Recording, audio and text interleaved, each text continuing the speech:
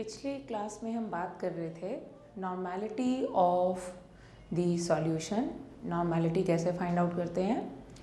फिर हमने बात करी नॉर्मेलिटी से एन फैक्टर्स की कि एन फैक्टर्स कैसे फाइंड आउट करते हैं। एन फैक्टर एसिड्स के बारे में हमने डिस्कस कर लिया। अब हमने साथ में डिस्कस किया था एन फैक्टर ऑफ बेसिस भी, एन फैक्टर एसिड्स भी डिस्कस किए थे और एन फैक्टर हमने बेसिस के भी डिस्कस करे थे। आज हम उसी के ऊपर आगे बात करेंगे। हमने एसिडिटी ऑफ ए बेस और बेसिसिटी ऑफ एन एसिड ये दोनों बातें डिस्कस करी थी।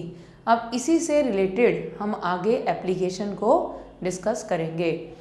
जैसे हमने बात करी थी कि n factor of NaOH is 1, ये हमने बात करी थी।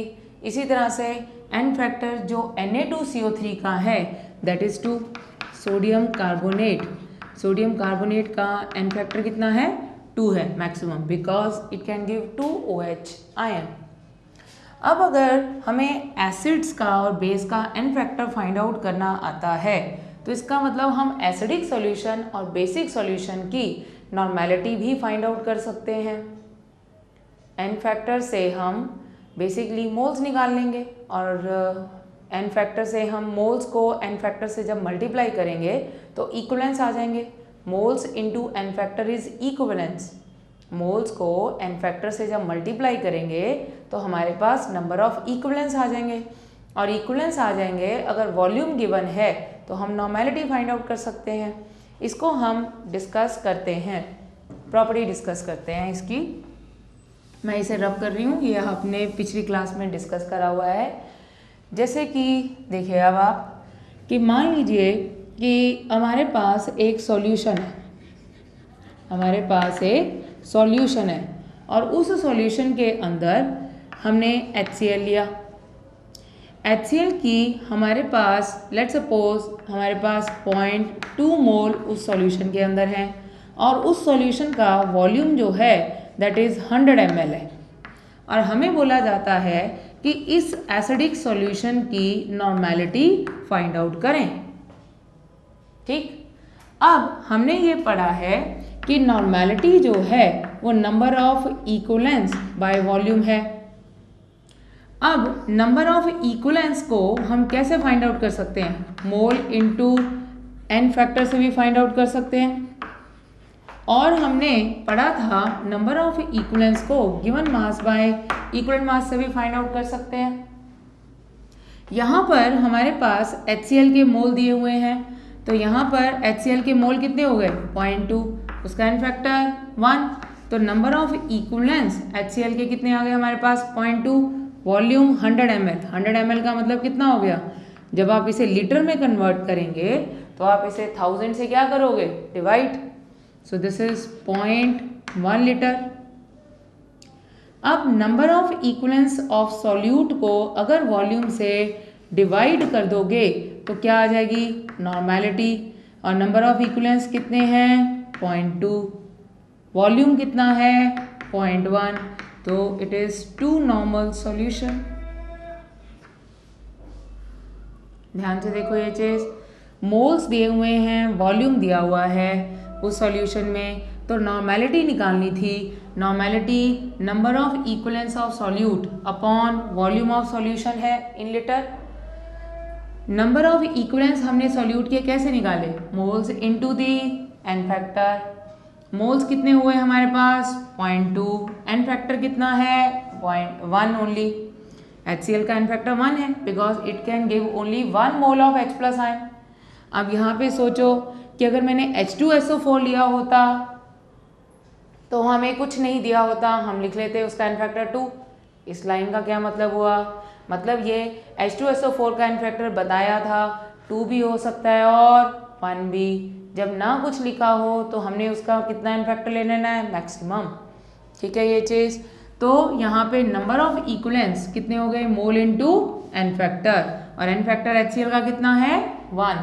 तो नंबर ऑफ इक्विवेलेंस HCl के कितने आ गए? 0.2। इक्विवेलेंस को वॉल्यूम से डिवाइड कर देंगे तो हमारे पास क्या आ जाएगी? नॉर्मेलिटी। वेरी फंडामेंटल प्रॉब्लम, तो नॉर्मेलिटी हमने फाइंड आउट कर ली ऑफ द एसिडिक सॉल्यूशन। ठीक, अब आप देखें, अब इसकी नेक्स्ट एप्लीकेशन, ये आपने नोट डाउन कर लिया होगा। अब हम इसकी नेक्स्ट एप्लीकेशन के बारे में डिस्कस करेंगे।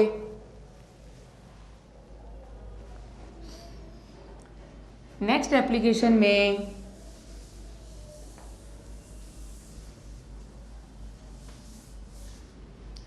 देखिए, जैसे हमने एक HCl का सॉल्यूशन लिया है, ठीक है, ये चीज़, ये एक कंटेनर हमने बना लिया। ठीक, अब इसे मोल लिखने की बजाय इसे मोलैरिटी लिख देते हैं और एक दूसरा कंटेनर ले लेते हैं, उसमें हम H2SO4 का सॉल्यूशन ले लेते हैं और उसकी भी मोलैरिटी 0.2 और वॉल्यूम उसका भी कितना ले लेते हैं 100 ml।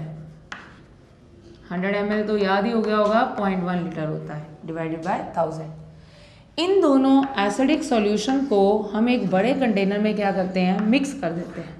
इसमें हमने क्या कर दिया, मिक्स, जो भी H2SO4 था वो इसके अंदर डाल दिया, तो इसके अंदर H2SO4 भी आ गया और जो भी HCl था वो भी इसके अंदर आ गया, HCl। हमने दो सॉल्यूशन को क्या कर दिया, मिक्स कर दिया। अब हमसे पूछा ये गया है कि रिजल्टेंट सॉल्यूशन में मान लीजिए पूछा जाए कि नॉर्मेलिटी फाइंड आउट करें। नॉर्मेलिटी हमें फाइंड आउट करनी है ऑफ दिस एसिडिक सॉल्यूशन। फिर से देखिए, हमारे पास एक H2SO4 का सॉल्यूशन है और एक HCl का सॉल्यूशन है। हमने दोनों को मिक्स कर दिया, मिक्स करके इस कंटेनर में ले आए और पूछा गया है नॉर्मेलिटी इसकी फाइंड आउट करो। ठीक, अब देखो, हमारे दिमाग में ये आता है कि अगर नॉर्मेलिटी निकालनी है तो हमें नंबर ऑफ इक्विवेलेंस चाहिए upon volume of solution. Number of equivalence किसके चाहिए, सॉल्यूट के, और सॉल्यूट यहाँ पे कौन है, एसिड। ये नॉर्मेलिटी किसकी फाइंड आउट करनी है, यहाँ पे ये नॉर्मेलिटी किसकी है, नॉर्मेलिटी ऑफ एसिडिक सॉल्यूशन।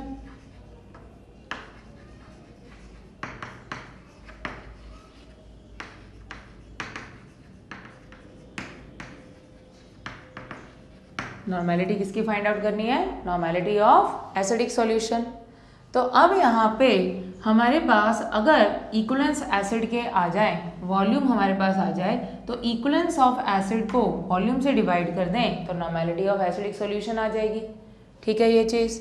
अब बात आती है, हमने ये पढ़ा था कि जब हमने इसको इसमें ऐड अप करा तो जितना भी मोल H2SO4 का पहले है इसमें भी वही रहेगा और जितने मोल HCl के इसके अंदर हैं वो इसमें रहेंगे। तो एक एक करके सॉल्व करते हैं। पहले हम बात करते हैं इन H2SO4 सॉल्यूशन, उसकी मोलैरिटी हमारे पास है, वॉल्यूम हमारे पास है, तो हम यहाँ पे क्या फाइंड आउट कर लेंगे, उसके मोल। तो हमारे पास मोल आ गए, मोलैरिटी इनटू वॉल्यूम। तो मोल हमारे पास कितने आए, मोलैरिटी कितनी दी हुई है 0.2, वॉल्यूम कितना दिया हुआ है 0.1, तो मोल H2SO4 के कितने आ गए 0.02, इतने नंबर ऑफ मोल्स आ गए। अब हम बात करते हैं HCl सॉल्यूशन। इन HCl सॉल्यूशन हमारे पास मोलैरिटी है, वॉल्यूम है, तो मोलैरिटी क्या होती है, मोल्स बाय वॉल्यूम। मोलैरिटी को वॉल्यूम से मल्टीप्लाई करेंगे तो अब हमारे पास क्या आ जाएंगे, मोल ऑफ HCl आ जाएंगे, मोलैरिटी इनटू वॉल्यूम। तो मोल कितने आ गए, मोलैरिटी है उसकी 0.2, वॉल्यूम 0.1, तो ये आ गए हमारे पास 0.02 मोल। ये मोल हैं HCl के, ये मोल है H2SO4 के। इसको थोड़ा बड़ा लिख देती हूँ, H2SO4 ये मोल।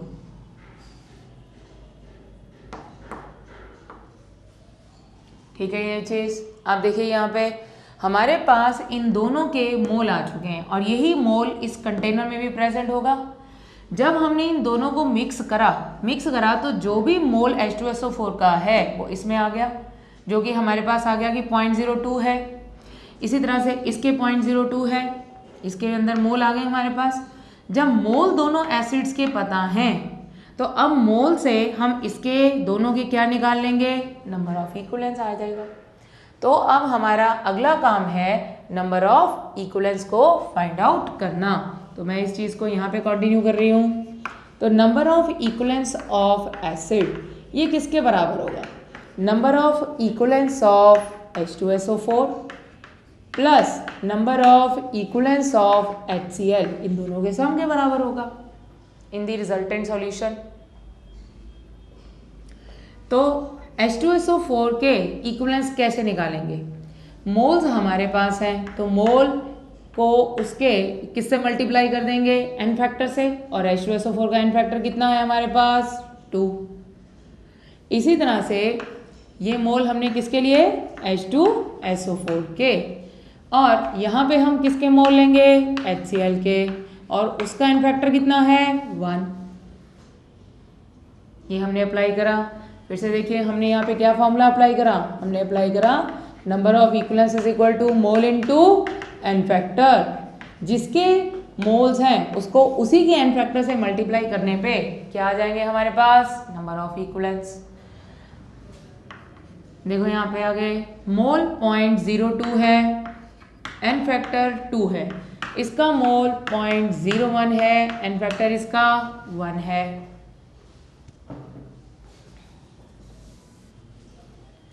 इसके मोल भी 0.02 है, एन फैक्टर उसका कितना है 1 है।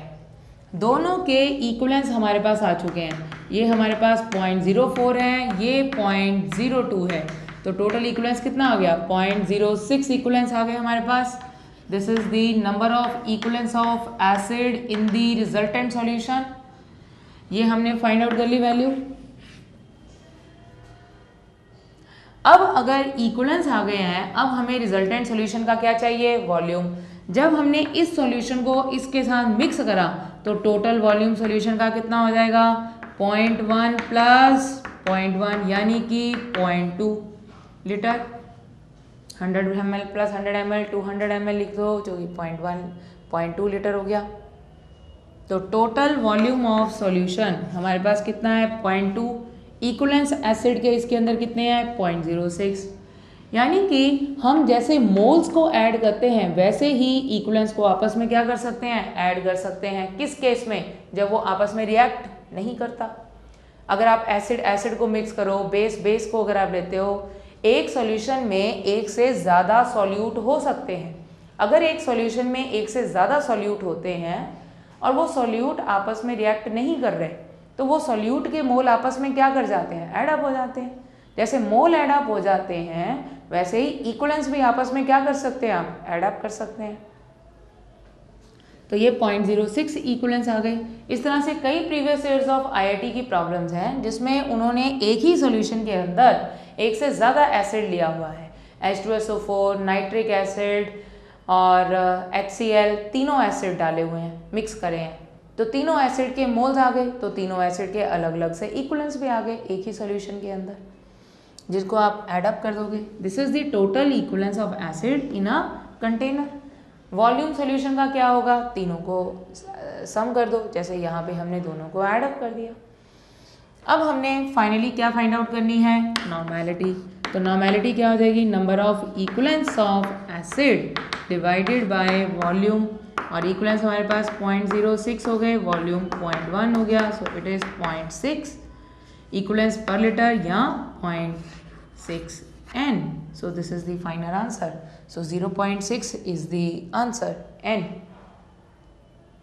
देखिए आप इस क्वेश्चन को समझिए कि इस क्वेश्चन को समझाने का पर्पस ये था कि हम इसको n फैक्टर ऑफ H2SO4 यानी कि नॉर्मेलिटी के कंसेप्ट को अप्लाई करना सीखें। पिछले केस में हमने सिंपल लिया, मोल लिए, वॉल्यूम लिया, नॉर्मेलिटी निकालनी थी, हमने इक्विवेलेंस बाय वॉल्यूम कर दिए, मोल को इक्विवेलेंस में चेंज करा। यहाँ पे हमने दो केस ले लिए, H2SO4 का सोल्यूशन ले लिया, HCl। अब मोल देने की बजाय मोलैरिटी और वॉल्यूम दे दी। मोलैरिटी इंटू वॉल्यूम करके भी तो हमारे पास क्या आएगा, मोल ही आएगा। मोल को इक्विवेलेंस में कन्वर्ट करने के लिए हमने क्या करा, उसको एन फैक्टर से मल्टीप्लाई करा। मोल इनटू एन फैक्टर, इक्विवेलेंस आ गए। तो इन दोनों के इक्विवेलेंस को आपस में हमने क्या कर दिया, ऐड अप। क्यों करा, क्योंकि जब आप एक कंटेनर में दोनों को मिक्स कर रहे हो तो ये एसिड एसिड से रिएक्ट नहीं करता। तो अगर तुझे टोटल मोल एसिड के पूछे जाते तब भी तो आप इसको दोनों को आपस में ऐड करते। अगर इक्विवेलेंस पूछे जा रहे हैं तब भी आप दोनों के इक्विवेलेंस को क्या कर दोगे, ऐड अप कर दोगे। तो this is the total equivalence of acid, ये हमारे पास आ गए। अब टोटल इक्विवेलेंस एसिड का आ चुका है तो नॉर्मेलिटी क्या होगी, equivalence of acid upon volume. So that is what is the normality of the acidic solution, resultant acidic solution, that is 0.6 N।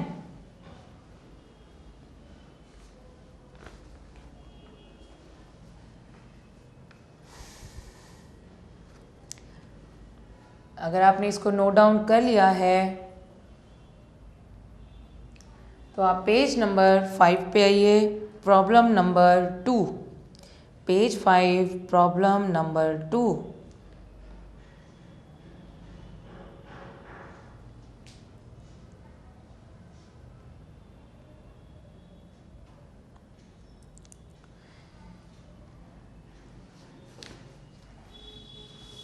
हम डिफरेंट टाइप ऑफ प्रॉब्लम्स कर रहे हैं, ये एक वन ऑफ द टाइप हो गई।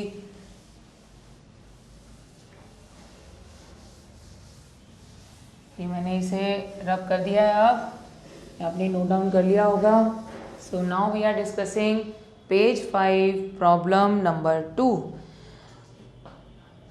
प्रॉब्लम नंबर 2 पे लिखा हुआ है, मैं प्रॉब्लम रीड कर रही हूँ। Firstly, what volume of 12 normal and 3 normal HCl must be mixed to give 1 liter of 6 normal HCl? What volume of 12 normal and 3 normal HCl, मतलब हमें 12 नॉर्मल भी एक HCl सॉल्यूशन है जिसका वॉल्यूम गिवन नहीं है, और 3 नॉर्मल भी एक HCl सॉल्यूशन है जिसका वॉल्यूम गिवन नहीं है। इन दोनों के वॉल्यूम फाइंड आउट करने हैं। इन दोनों को मिक्स करके we need to prepare 1 liter of 6 normal HCl। तो हमें फाइंड आउट करना है कि कितना वॉल्यूम दोनों का मिक्स करा। हमारे पास एक 12 नॉर्मल HCl है एंड हमारे पास है 3 नॉर्मल HCl। इन दोनों के वॉल्यूम को हमने मान लिया V1 एंड V2। ठीक है, तो आप इस तरह सोचो कि एक कंटेनर में 12 नॉर्मल HCl का सॉल्यूशन है, दूसरे कंटेनर में 3 नॉर्मल HCl का सॉल्यूशन है, और इन दोनों को हमने मिक्स करना है। मिक्स करके एक रिजल्टेंट सॉल्यूशन बनाना है जिसका वॉल्यूम 1 लीटर होना चाहिए और वो 6 नॉर्मल होना चाहिए। बट ऑब्वियस है, मिक्स करेंगे, इसमें भी HCl, इसमें भी HCl, तो रिजल्टेंट में भी HCl ही आएगा। ठीक है, ये हमें दिया गया है। इसको सोचिए आप, इन दोनों को हमने मिक्स करा, इन दोनों को ऐड अप करके उस कंटेनर में भेज दिया, तो ये रिजल्टेंट सॉल्यूशन में आ जाएगा। ठीक है, ये चीज़ हमें देखो यहाँ पे एक चीज़ तो है कि इन दोनों को मिक्स करा तो इसका मतलब V1 प्लस V2 इन दोनों का वॉल्यूम का सम किसके बराबर हो गया, 1 लीटर के बराबर हुआ। एक बात तो ये है, देखिए बात, इस बात को समझिए। दूसरी बात, जितना मोल इसमें HCl का होगा वही तो उसमें जाएगा, इसी तरह से जितना मोल HCl का होगा वो उसमें जाएगा। इसको मैं ऐसे भी बोल दूं कि मोल कह दूं या इक्विवेलेंस जितने सॉल्यूट के होंगे वही तो उसमें होंगे। देखिए अब आप यहाँ पे, अगर मेरे पास नॉर्मेलिटी दी हुई है, अगर मैं फर्स्ट, मान लीजिए इसे मैं फर्स्ट कंटेनर ले लेती हूँ, इसे सेकंड कंटेनर, तो अब हम बात करें फर्स्ट कंटेनर की, उसकी नॉर्मेलिटी हमारे पास है। अगर मेरे को नंबर ऑफ इक्विवेलेंस पता चल जाए तो divided by volume, normality number of equivalence by volume है, इसकी नॉर्मेलिटी पता है तो इसमें नंबर ऑफ इक्विवेलेंस सॉल्यूट कौन है, HCl। ठीक, उसका वॉल्यूम कितना है, V1, तो नंबर ऑफ इक्विवेलेंस HCl के इसके अंदर कितने हुए, 12V1, एक आया केस। अब हम सेकंड कंटेनर पे गए, सेकंड कंटेनर में उसकी नॉर्मेलिटी पता है, नंबर ऑफ इक्विवेलेंस हमने HCl के निकालने हैं, वॉल्यूम उसके अंदर कितना है, V2 है। तो सेकंड कंटेनर में नंबर ऑफ इक्विवेलेंस HCl के कितने हुए, नॉर्मेलिटी कितनी है 3 है, तो 3v2 हो गए। तो इसमें नंबर ऑफ इक्विवेलेंस HCl के फर्स्ट कंटेनर में, और ये नंबर ऑफ इक्विवेलेंस किस में हुए HCl के सेकंड कंटेनर में, 3v2 हो गए। जब हमने मिक्स करा तो जितना मोल सॉल्यूट का इन दोनों में है या जितने इक्विवेलेंट सॉल्यूट के इन दोनों में हैं वही तो रिजल्टेंट में होंगे। अब जो रिजल्टेंट सॉल्यूशन है, अब उसकी बात करते हैं। रिजल्टेंट सॉल्यूशन की नॉर्मेलिटी है नंबर ऑफ इक्विवेलेंट्स HCl का अपॉन वॉल्यूम ऑफ सॉल्यूशन।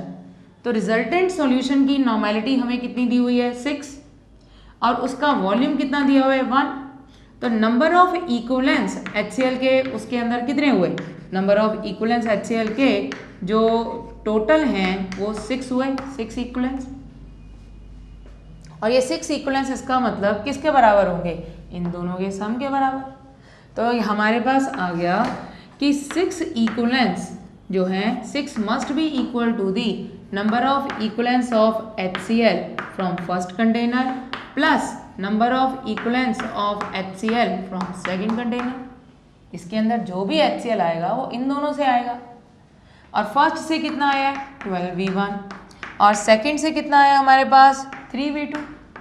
तो एक इक्वेशन ये आ गई और एक हमने पहले ही लिखी हुई है, that is v1 plus v2 equal to 1।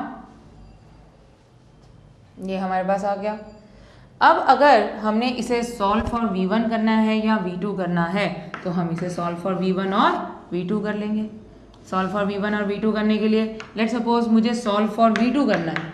अगर सॉल्व फॉर v2 करना है तो इस इक्वेशन को 3 से क्या कर देंगे, मल्टीप्लाई करके क्या कर देंगे, इससे सब्ट्रैक्ट।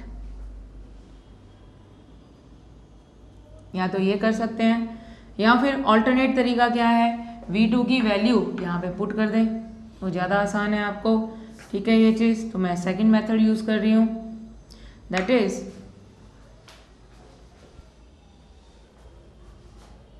मैं ये डायग्राम हटा रही हूँ।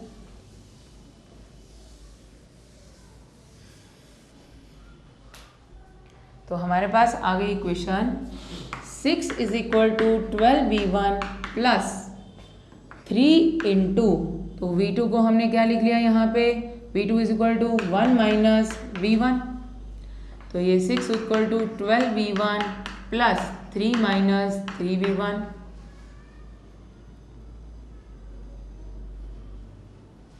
तो ये हो गया हमारे पास 9v1 इक्वल टू 3। तो v1 हमारे पास कितना आ गया 1/3 लीटर, यानी कि 0.33 लीटर। इसी तरह से अब अगर हमें v2 फाइंड आउट करना है तो v2 कितना है 1 minus of v1, so which is 1 minus 0.33 so on 0.67 litre के आसपास आ जाएगा ये वैल्यू। तो ये v1 और v2 आ गया हमारे पास। फिर से देखिए, अब यहाँ पे हमारे पास नॉर्मेलिटी दी हुई थी, वॉल्यूम दिया हुआ था एक HCl का, तो वहाँ से हमने इक्विवेलेंस HCl के सॉल्यूट ये निकाल लिए। यहाँ पे हमें एन फैक्टर की ज़रूरत ही नहीं पड़ी क्योंकि यहाँ पहले ही हमारे पास इक्विवेलेंस HCl के आ गए। अगर मोलैरिटी होती, वॉल्यूम होता तो मोल आता, फिर मोल को एन फैक्टर से मल्टीप्लाई करते तब इक्विवेलेंस आता। यहाँ पे नॉर्मेलिटी है, वॉल्यूम है, तो वहाँ से इक्विवेलेंस HCl के आ गए। दूसरे कंटेनर की भी नॉर्मेलिटी v2 है तो इक्विवेलेंस HCl के आ गए v2 की टर्म में, ये v1 की टर्म में। रिजल्टेंट सॉल्यूशन की नॉर्मेलिटी हमने कैसे निकाली, इक्विवेलेंस बाय वॉल्यूम। इसकी रिजल्टेंट सॉल्यूशन की नॉर्मेलिटी पता है, वॉल्यूम पता है, तो इक्विवेलेंस HCl के आ गए। जो बिल्कुल पीछे वाला केस हो गया, तो टोटल इक्विवेलेंस HCl के इन दोनों का क्या हो जाएगा, सम हो जाएगा। और v1 प्लस v2 जो टोटल वॉल्यूम है वो भी किसके बराबर है 1 लीटर। प्रॉब्लम को ठीक से पढ़िए।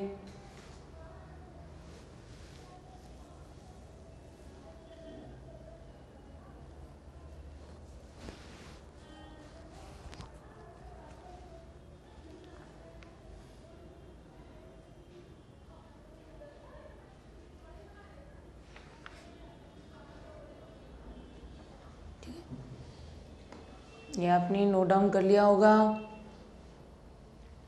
अब मैं इसे रब कर रही हूँ।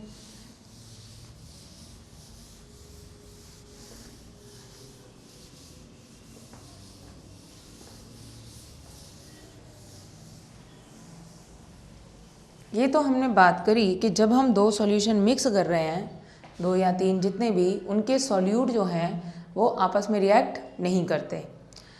अब हम अगली बात करते हैं। अगली बात में अब अगर हम मान लीजिए हमने सॉल्यूशंस जो मिक्स करे तो उनके सॉल्यूट जो हैं आपस में वो रिएक्ट भी कर सकते हैं, ठीक। तो उस केस में हम इक्विवेलेंट कंसेप्ट में एक लॉ इस्तेमाल करते हैं, that is law of equivalence. Law of equivalence ये कहता है कि जैसे अगर एक रिएक्शन होता है, रिएक्टेंट्स आपस में रिएक्ट करें, रिएक्ट जब करते हैं तो रिएक्ट करके कुछ प्रोडक्ट्स बना, तो चाहे ये रिएक्शन बैलेंस है तो भी ठीक है, अगर बैलेंस ये नहीं है तो भी, जितने नंबर ऑफ इक्विवेलेंस एक के रिएक्ट होंगे उतने ही नंबर ऑफ इक्विवेलेंस दूसरे रिएक्टेंट के भी रिएक्ट होंगे, और उतने ही नंबर ऑफ इक्विवेलेंस जितने भी प्रोडक्ट बन रहे हैं उनके नंबर ऑफ इक्विवेलेंस फॉर्म्ड क्या होंगे, सेम होंगे। नंबर ऑफ इक्विवेलेंस डी के भी उतने ही फॉर्म करेंगे। ये आपने लॉ की बात तब करनी है जब आपके रिएक्टेंट्स जो हैं, जो आपने सॉल्यूट्स जो हैं वो आपस में क्या कर रहे हैं, रिएक्ट हो रहे हैं।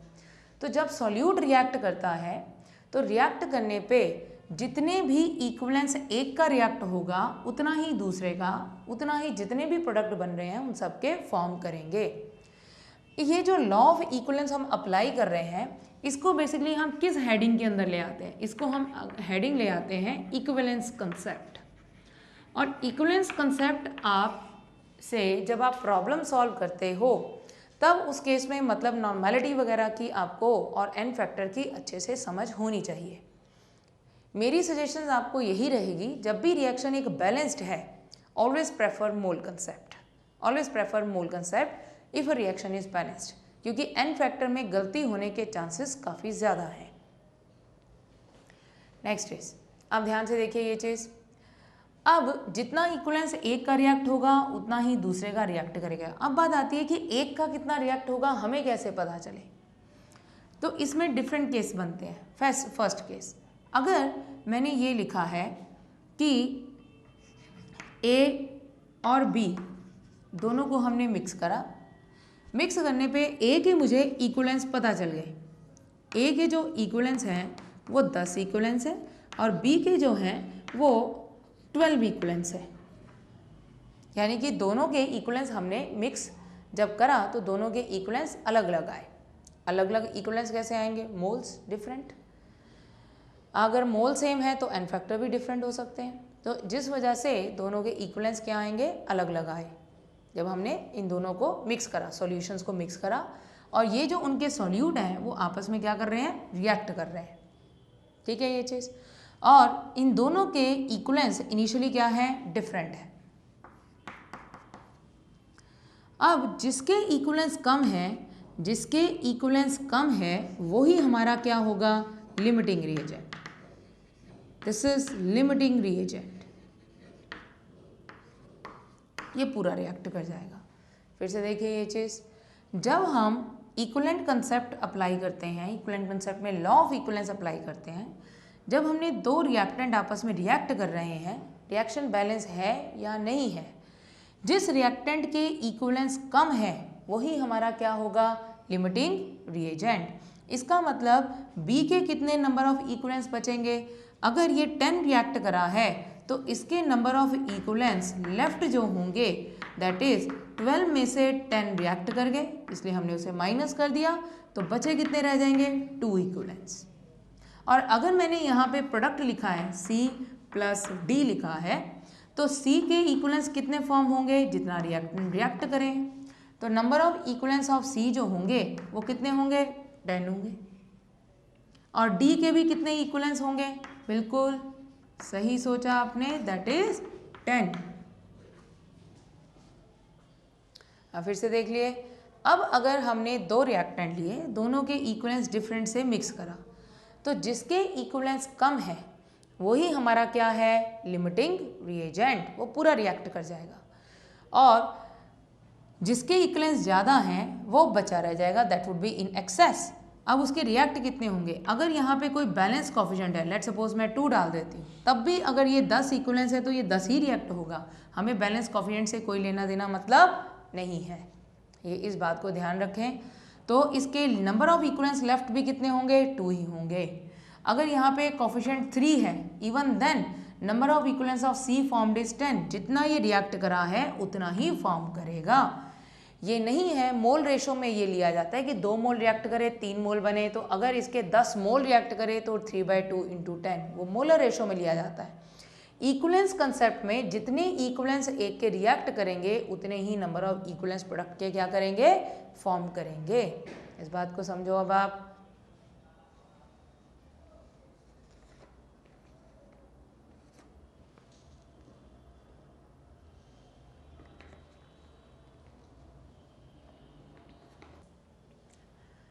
अब देखिए दूसरा केस। दूसरे केस में अब अगर मैंने ये लिखा है कि जो A को B के साथ रिएक्ट कराया, तो मैंने ये लिखा है A is completely reacted with B। जब हमने दो सॉल्यूशन को ये मिक्स करा तो मैंने ये करा कि मिक्स करने के बाद A is completely reacted with B। अगर A कम्प्लीटली रिएक्ट कर गया है तो उस केस में हमने अभी पढ़ा, अगर एक के जितने रिएक्ट करते हैं दूसरे के भी उतने ही रिएक्ट करेंगे। अगर A B से पूरी तरह से रिएक्ट कर चुका है तो इसका मतलब बट ऑब्वियस है कि जितने नंबर ऑफ इक्विवेलेंस A के रिएक्ट करे हैं उतना ही नंबर ऑफ इक्विवेलेंस B का भी होना चाहिए। हमने उतना ही ऐड करा है, ज़्यादा ऐड करा ही नहीं है, ये पूरी तरह से रिएक्ट कर जाएंगे। यानी कि आफ्टर सर्टेन टाइम, कुछ समय बाद इन दोनों में से कुछ लेफ्ट होगा या नहीं होगा, कुछ भी रिएक्टेंट बचने वाला नहीं है। इनमें सिर्फ क्या बनेंगे, प्रोडक्ट्स, सिर्फ प्रोडक्ट ही सॉल्यूशन के अंदर बचेंगे, दोनों रिएक्टेंट्स पूरी तरह से कंज्यूम हो जाएंगे। ये केस मैं रब कर रही हूँ। It's very easy to understand कि अगर हमने लिखा है A is reacted completely, A is reacted completely with B by B reactant। अगर A को पूरी तरह से रिएक्ट कंज्यूम हमने करवा दिया है बाय दी B रिएक्टेंट, इसका मतलब आफ्टर सर्टेन टाइम दोनों में से कुछ भी बचने वाला नहीं है, अगर ये स्टेटमेंट लिखी हो।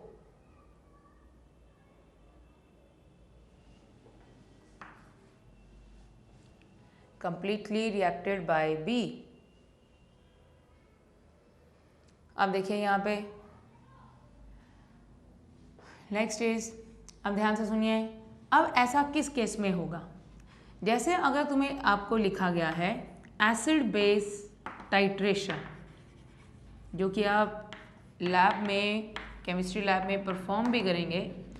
एसिड बेस टाइट्रेशन में बेस या एसिड, मान लीजिए एक फ्लास्क है उसमें मैंने एसिड लिया, उसमें बेस उतना ही ऐड किया जाता है कि जितना कि एसिड पूरी तरह से न्यूट्रलाइज हो जाए।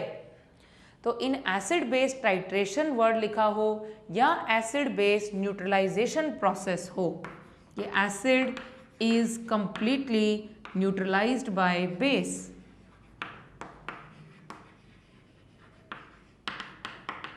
लाइज्ड बाय बेस ये लिखा हो, एसिड बेस की टाइट्रेशन का प्रोसेस हो क्वेश्चन के अंदर, या acid is completely neutralised by base, या base is completely neutralised by acid, उस केस में एसिड और बेस दोनों पूरी तरह से क्या कर जाएंगे, रिएक्ट हो जाएंगे। अगर वो दोनों आपस में रिएक्ट हो जाते हैं पूरी तरह से तो रिजल्टेंट सॉल्यूशन में सिर्फ सॉल्ट और वाटर बचेगा। तो इसका मतलब जितना इक्विवेलेंस आपका एसिड का है आपने उतना ही इक्विवेलेंस बेस का आपने ऐड करा है, जो कि इसको पूरा कंज्यूम कर सके। तो जब न्यूट्रलाइजेशन हो जाती है या टाइट्रेशन होती है तब आप उतना ही एसिड या बेस ऐड करते हैं जो कि एक दूसरे को पूरी तरह से क्या कर दिया जाए, कंज्यूम कर दिया जाए। इसको हम कह सकते हैं neutralization process. Solution is neutral. अब रिजल्टेंट सोल्यूशन में सॉल्ट एंड वाटर है। Acid is completely neutralized by base. इसको ये भी कहा जा सकता है और at equivalence point, at equivalence point ये भी बोल सकते हैं।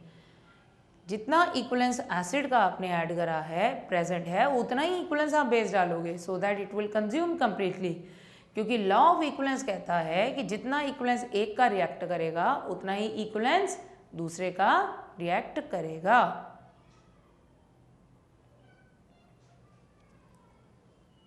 हाँ जी, ये बात आपको समझ आ गई।